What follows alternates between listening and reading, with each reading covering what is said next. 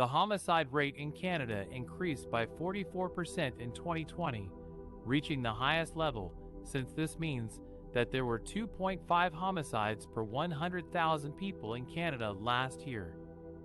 That's more than twice the rate of the United States, which had 1.2 homicides per 100,000 people in.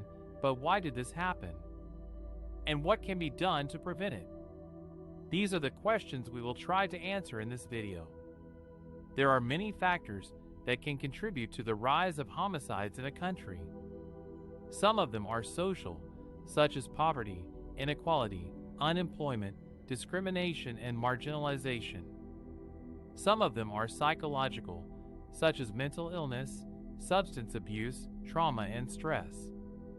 And some of them are environmental, such as access to firearms, gangs, drugs, and organized crime. But not all regions of Canada experience the same increase in homicides. In fact, one province stood out from the rest: Alberta.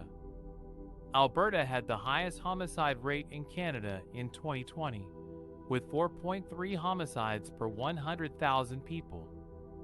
That's a 61% increase from 2019 and almost 4 times the rate of Quebec, which had the lowest homicide rate in Canada with 1.1 homicides per 100,000 people. And within Alberta, one city had the most dramatic spike in homicides: Calgary. Calgary had 38 homicides in 2020, up from 19, and that's a 100% increase in just 1 year. Calgary's homicide rate was 2.7 per 100,000 people in 2020, higher than the national average and higher than any other major city in Canada. So what makes Calgary so different from other cities? Why is its homicide rate so high? And what can be done about it? These are the questions we will explore in the next sections of this video. Calgary is one of the cities that contributed to the increase in homicides in Canada, and the city recorded 38 homicides last year, which was 15 more than in the homicide rate in Calgary was 2.63 per 100,000 population, higher than the national rate of 1. What are some of the factors that may explain this high homicide rate in Calgary? One factor is gang-related violence. According to Statistics Canada, gang-related homicides accounted for 16% of all homicides in Calgary in 2020, compared to 10% nationally. Gang-related violence is often linked to drug trafficking and turf wars among rival groups. In some cases, innocent bystanders may also be caught in the crossfire. Another factor is domestic conflict. Domestic homicides are those that involve family members or intimate partners. In 2020, Calgary had 11 domestic homicides, which was more than double the number in domestic homicides may be triggered by various issues, such as separation, custody disputes, financial stress, or mental health problems.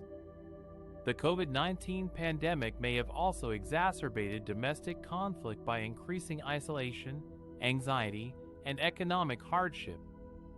A third factor is drug trafficking. Drug trafficking is the illegal production, distribution, or sale of drugs.